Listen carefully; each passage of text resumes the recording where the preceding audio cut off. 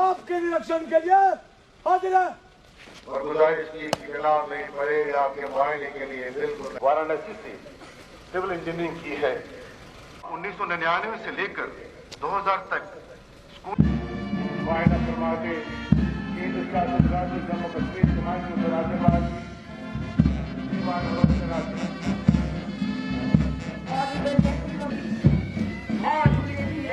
आपकी टुकड़ियों के सामने से गुजरती हुई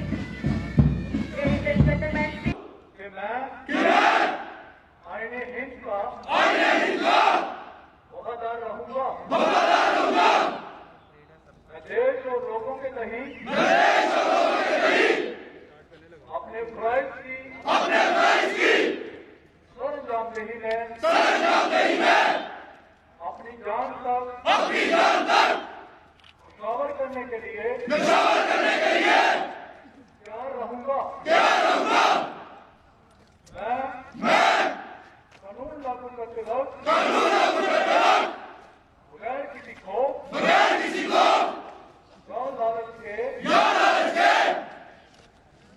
गैर जानबदारी और ईमानदारी से अपना फर्ज पूरा करूंगा। ब्रिगेड के कमांडर मोहम्मद अंजद शाह आने वाली है। पहली कमांड करती है PSI पल्लवी राजपुर।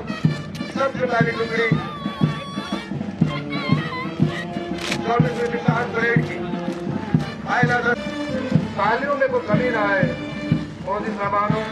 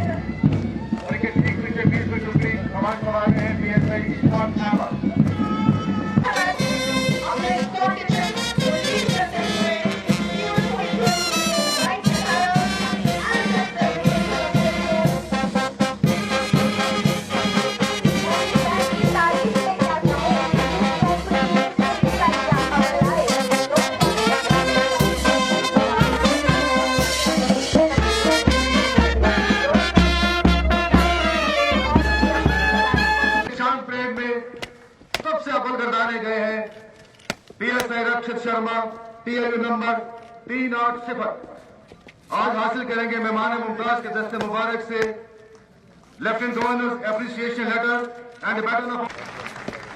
ढेर सारी शुभकामनाएं रक्षित आपको। Congratulations. He'll be given a Chenab trophy and memento. आज वो अलग ही रहा होगा। Probationer sub inspector Rinku Sharma best writer इन्हें नवाजा जाएगा झेलम कप और एक मोमेंटम और अचूक निशाना। Harpreet Nishana, Best Marksman, Mayur Kabati, Best in Outdoor, shall be given Director's Trophy and a memento.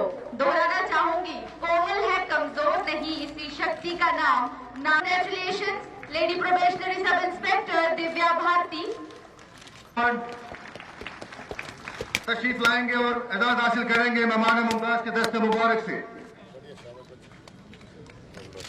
तालियों वायदा फरमाया हमारे मुमताज के हमरा और एजाज हासिल करते मेहमान मुमताज के दस्ते मुबारक से. आज ये मेरे लिए पसंदता का विषय है.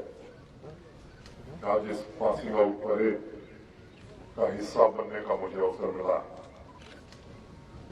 जम्मू कश्मीर में विधि व्यवस्था, जनमानस की सुरक्षा और मानव सेवा के लिए अपना कदम बढ़ा रहे खाकी के सभी 585 वीरों को मैं अपनी हार्दिक शुभकामनाएं देता हूं और उनके उज्जवल भविष्य की कामना करता हूं. जिन लोगों को अवार्ड मिले हैं उन्हें भी मैं हृदय से बधाई देना चाहता हूं. मेरे पूर्व इस अकेडमी के डायरेक्टर और जम्मू कश्मीर के डीजीपी ने अपनी बात कही है. मुझे लगता है कि ये पहला कदम इनका नहीं है, इसे दूसरा कदम कहना चाहिए, क्योंकि एक अनोखा बैच है जैसा बताया गया, जिसे कोरोना की महामारी की वजह से ट्रेनिंग रोक करके कोविड-19 प्रोटोकॉल की ड्यूटी के लिए फील्ड में भेज दिया गया और इन्होंने फ्रंट लाइन वॉरियर्स की ड्यूटी निभाने के बाद अभी डीडीसी और पंचायत के चुनाव में सुरक्षा ड्यूटी भी की है. और इसके कारण जो परेड अगस्त 2020 में दीक्षांत परेड होनी थी वो आज फरवरी 2021 में हो रही है. इसे मैं देरी नहीं कहूंगा, बल्कि मुझे आप पर गर्व है कि ट्रेनिंग के दौरान ही फील्ड में आपने जो सेवा की, चुनाव के दौरान आवाम की हिफाजत के लिए आपने जो त्याग किए वो अनमोल लम्हे हैं. और पूरे करियर के दौरान आपको जो इतना बड़ा दायित्व मिला है, मुझे लगता है ये याद दिलाता रहेगा. देश की एकता, अखंडता के लिए काउंटर इंसर्जेंसी ऑपरेशन एवं जम्मू कश्मीर में विधि व्यवस्था, शांति बनाए रखना जम्मू कश्मीर पुलिस के लिए सिर्फ ड्यूटी मात्र नहीं है, बल्कि मैं मानता हूं ये जम्मू कश्मीर पुलिस का दृढ़ संकल्प है. आम जनता खुद को सुरक्षित महसूस करे, बेखौफ होकर अपना जीवन यापन करे, यह भावना सिर्फ आपकी ट्रेनिंग में नहीं बल्कि जम्मू कश्मीर पुलिस के डीएनए में है.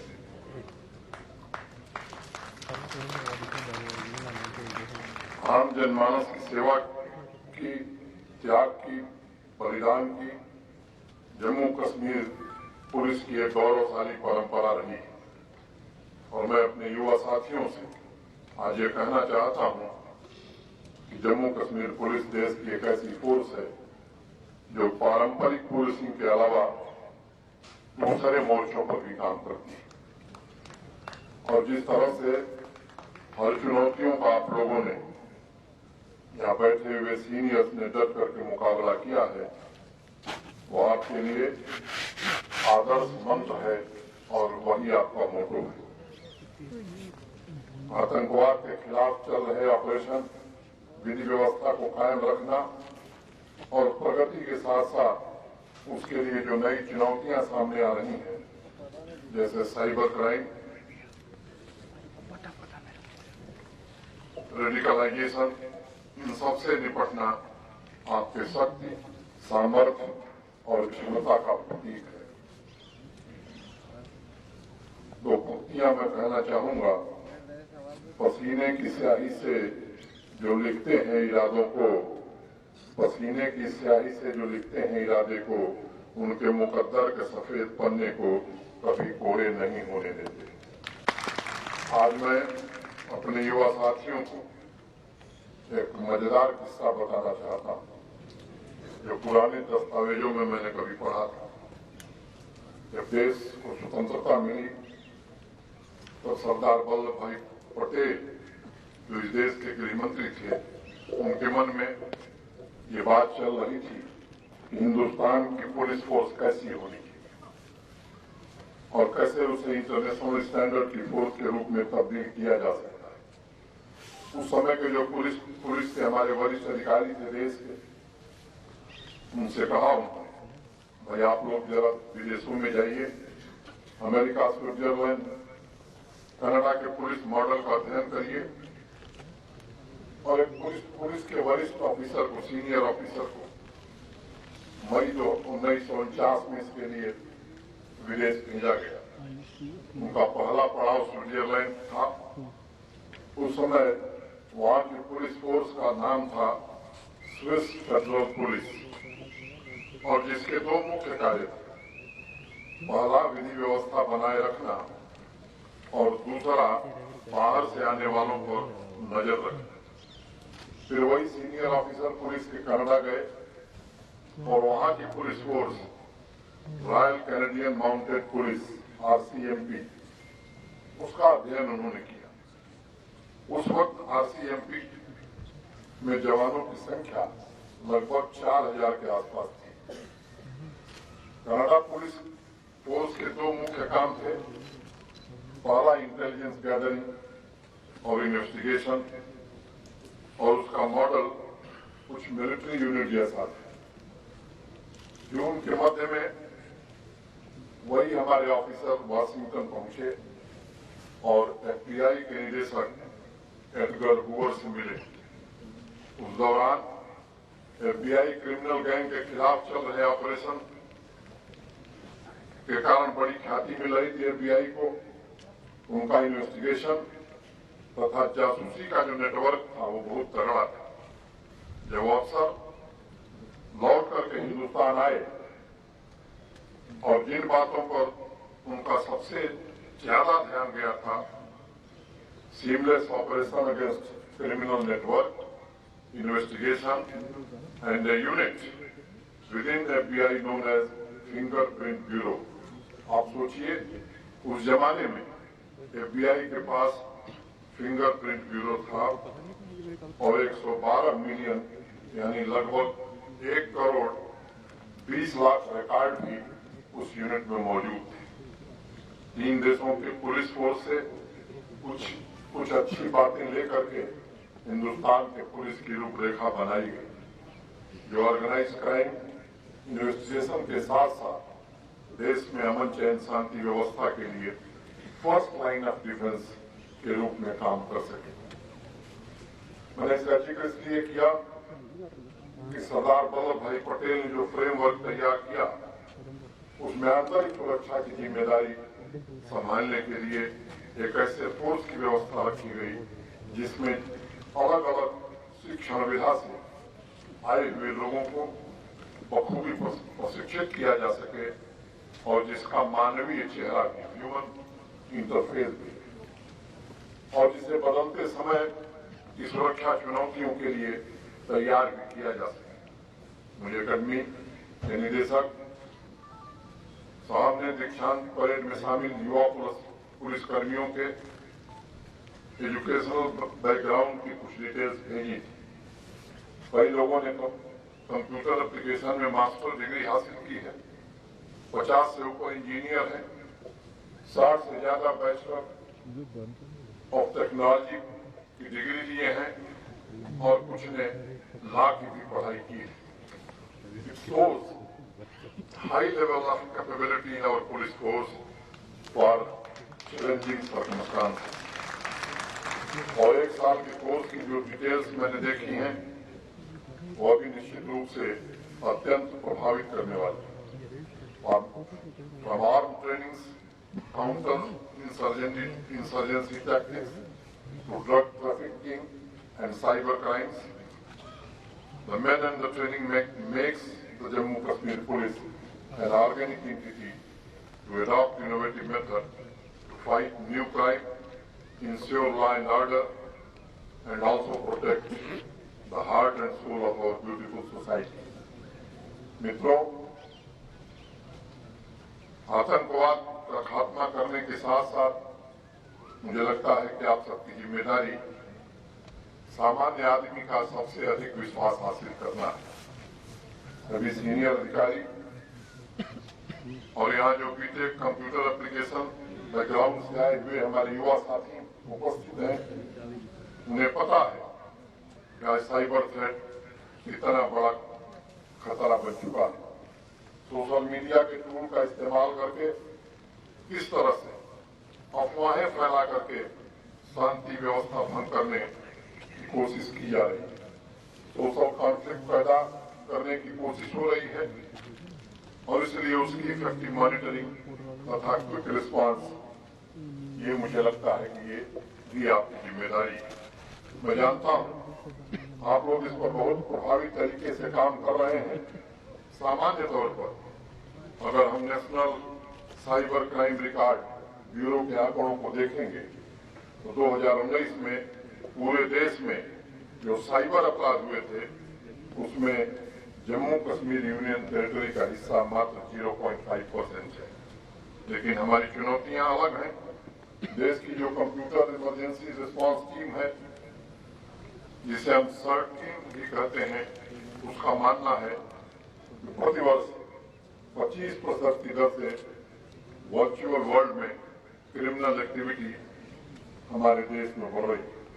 यह एक नई जनरेशन का वॉरफेयर है और इसमें अपराधी राष्ट्रीय नहीं बल्कि अंतर्राष्ट्रीय स्तर पर कनेक्टेड है, जिसका एकमात्र उद्देश्य फॉल्स प्रोपेगेंडा फैलाना है तथा अमन चैन और शांति को भंग करना। जो यह ग्लोबल नेटवर्क गिरोह है, उसे लड़ने में कम्युनिकेशन टेक्नोलॉजी के बैकग्राउंड के जो हमारे युवा साथी हैं, वो एक मल्टीप्लायर फोर्स का काम करेंगे, मैं ऐसा मानता हूं। और साइबर सिक्योरिटी के क्षेत्र में भी मैं मानता हूं कि पुलिस फर्स्ट रिस्पॉन्डर भी है और टारगेट भी है। आपको अपने साइबर एसेट को संभालना भी है और बाकी के सिस्टम को बचाना भी है। आप लोगों ने 1 साल के कोर्स में इसके बारे में काफी कुछ पढ़ा होगा, इसलिए डिटेल में न जाकर सिर्फ एक बात कहना चाहूंगा जो इस फोरम के लिए महत्वपूर्ण भी है। और जब आप यहाँ से अपनी पोस्टिंग पर जाएंगे, सबसे पहला काम अपने क्रिटिकल एसेट्स के आइडेंटिफिकेशन और क्लासिफिकेशन का आप करें, ये मेरी सलाह होगी। We need to ensure supply chain integrity and devise standard operating procedures for use of cyber assets. Your job from the day one would require maintaining security of networks from harmful effects of malware, cyber attacks and Internet of Things. और आने वाले समय में चुनौतियां बदलती रहेंगी। Basic policing से लेकर डार्क वेब क्राइम, सामान्य अपराध से लेकर फॉरेंसिक, आपके कार्य क्षेत्र का दायरा धीरे धीरे बढ़ता जाएगा। इस सभी के लिए नियम बनाना, रणनीति बनाना, उसके अनुसार एक्शन प्लान तैयार करना और उसे इफेक्टिवली एग्जीक्यूट करना, ये बिना कमिटमेंट के संभव नहीं है। और वह मैंने देखा कि आप लोगों में कूट कूट करके भरा है। मित्रों, इसलिए मेरा मानना है कि पुलिस की ट्रेनिंग कभी खत्म नहीं होती। रोज कुछ न कुछ नई घटनाओं से नई सीख मिलती है और आपको भी आने वाले समय में ये सीख मिलने वाली है। अलग अलग राज्यों में क्या नई व्यवस्था है, उसका अध्ययन करना और अगर आवश्यक हो तो उसे अपने यहाँ इम्प्लीमेंट करना है। ये एक सतत प्रक्रिया है और इसे कई बार लोग कहते हैं कि भाई पुलिस व्यवस्था को हम सीमित नहीं रख सकते। मैं आप लोगों को 2 बात कहना चाहूंगा। आजकल फ्लैश मॉब जैसे जो डिसरप्टिव एक्टिविटीज हो रही हैं, उनका ट्रिगर सोशल मीडिया के ही जरिए होता है। कुछ महीने पहले कर्नाटक में एक ऐसी घटना हुई थी और उससे निपटने के लिए वहां कर्नाटक पुलिस ने जो रणनीति बनाई थी, मुझे लगता है कि आने वाले समय में हमें भी उस पर ध्यान देने की आवश्यकता है। कई राज्यों के पुलिस साथियों ने कर्नाटक के उस मॉडल का अध्ययन किया और अपने अपने यहाँ उसका इस्तेमाल भी कर रहे हैं। मित्रों, मेरा मानना है कि जिस तरह युद्ध के तरीके बदल रहे हैं, उसी प्रकार अपराध के तरीके भी बदल रहे हैं। सोशल मीडिया पर अगर कुछ आपत्तिजनक चीजें डिस्ट्रीब्यूट हो रही हैं, तो उसका असर सामाजिक और प्रशासनिक व्यवस्था पर भी पड़ता है और यहाँ तो इसमें अनेक लोगों को महारत हासिल है। मैं वर्चुअल वर्ल्ड में हो रहे परिवर्तन की बात इसलिए भी जोर देकर कह रहा हूँ क्योंकि कहीं न कहीं वहाँ जो हो रहा है उसका असर जनता पर गहरे रूप से पड़ रहा है। अगर आपके इलाके में इस तरह के लोग हैं तो मुझे लगता है कि उनसे निपटने की रणनीति बनानी चाहिए और वर्चुअल वर्ल्ड में सोफिस्टिकेटेड प्रोपेगेंडा और अफवाहें जो चल रही हैं, मैं मानता हूं कानून व्यवस्था के लिए एक बड़ी चुनौती है, एक संकट है और इस तरह के जो ऑर्गेनाइज्ड ऑपरेटर्स और नेटवर्क हैं उनसे निपटना शांतिपूर्ण सामाजिक व्यवस्था के लिए आज आवश्यक हो गया है। अभी कुछ दिन पहले ही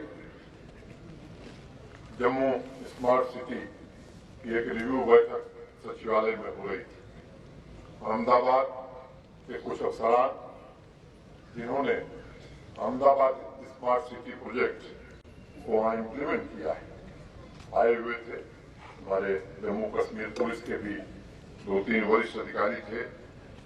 उस दिन चर्चा में ये बात आई थी कि पुलिस और जम्मू स्मार्ट सिटी दोनों एक साथ मिलकर के जो इंटीग्रेटेड नेटवर्क हमें तैयार करना है वो हम तैयार करेंगे, जहां पुलिस उसके इस्तेमाल से जहां सुरक्षा और ट्रैफिक व्यवस्था को मजबूत करेगी, वहीं म्युनिसिपल के हमारे अधिकारी बेसिक सर्विस डिलीवरी, साफ सफाई को सामान्य जनता तक पहुंचाने में सफल होंगे। मैं इस बात को मानता हूं कि एक्शन ओरिएंटेड एक्सपर्टीज है, उसमें लगातार नए प्रयोगों को जोड़ना होगा और मेरा यकीन है कि ग्लोबल चैलेंज का मुकाबला आइसोलेटेड होकर के नहीं किया जा सकता है। अन्य एजेंसियों के साथ तालमेल, सूचना, अनुभव, तकनीक का आदान प्रदान, ये लगातार जितना सक्षम ढंग से हम कर पाएंगे, मुझे लगता है कि प्रभावी परिणाम देने में हमें अधिकतम सफलता मिलेगी। अपराध का सबसे बड़ा डेटरेंट मुझे लगता है कि समयबद्ध और प्रभावी इन्वेस्टिगेशन होता है। उस काम को हम अगर प्रभावी ढंग से करते हैं और जो लोग उसमें इन्वॉल्व हैं, ऐसे लोगों को समय सीमा के भीतर सजा दिलाने में सफल होते हैं, मुझे लगता है ये एक बड़ा काम हम कर पाते हैं। जम्मू कश्मीर संघराज्य क्षेत्र में जिस तरह से इन्वेस्टिगेशन करके चार्जशीट फाइल की गई है, वो निश्चित रूप से काबिल तारीफ है। आपका जो जज्बा है, जो ट्रेन और डिसिप्लिन मैन पावर है, वही आपकी सबसे बड़ी ताकत है। मुझे एसडी सिंह ने एक बुकलेट भेजी थी जिसमें डिप्टी एसपी रमेश कटारिया का एक वृद्ध महिला के बारे में भावुक लेख मैंने पढ़ा। यह जो पुलिस का मानवीय चेहरा, मैं समझता हूँ यह जम्मू कश्मीर और हमारे देश की शान है। अलग अलग फोरम पर बहुत सारी बातें होती रहती हैं जिनका जिक्र करना यहाँ जरूरी नहीं, लेकिन एक बात मैं जरूर कहना चाहूंगा, यह जो मानवीय चेहरा है, खाकी के अंदर जो संवेदनशील हृदय है और उसके साथ जो पब्लिक कनेक्ट, कम्युनिटी आउटरीच के लिए पुलिस स्टेशन में स्कूल तथा यूनिवर्सिटी के छात्रों के कार्यक्रम अगर हम आने वाले दिनों में करेंगे, मुझे लगता है कि हमारी साथ समाज में और ज्यादा बढ़ेगी। कई बार security expert last man at the post की बात करते हैं, वह कोई और नहीं बल्कि विधि व्यवस्था में तैनात ये हमारा कांस्टेबल और पुलिस कि हमारे ऑफिसर ही होते हैं जिनका काम सिर्फ किसी इलाके में अपराध नियंत्रण करना नहीं, बल्कि लोगों के दुख दर्द में भी शामिल होना है। पड़ोसियों में तकरार हो तो पुलिस, स्कूल में कोई घटना हो जाए तब पुलिस, बाजार में ग्राहक और दुकानदार में तू मैं हो जाए तब पुलिस, शहर में रास्ता बंद हो जाए तब पुलिस, गांव में पेड़ गिर जाए तब पुलिस, सड़क में ट्रैफिक जाम बंद हो जाए तब पुलिस, त्योहार हो तब पुलिस, मेला हो तब पुलिस, काउंटर इंसर्जेंसी हो तब पुलिस। मेरे कहने का मतलब कि पुलिस जमीन से भी जुड़ी है और मॉडर्न चैलेंजेस का भी सामना कर रही है। एक तरफ सामाजिक सौहार्द के ताने बाने को बचाने की जिम्मेदारी है, तो दूसरी तरफ समाज और देश की अखंडता को भी सुरक्षित रखना है। इसलिए आपके देश प्रेम के जज्बे को मैं सलाम करता हूँ और सभी कैडेट्स को भविष्य के लिए ढेरों सारी शुभकामनाएं देता हूँ। ये सही है, आपके समर्पण, आपके त्याग और आपके बलिदान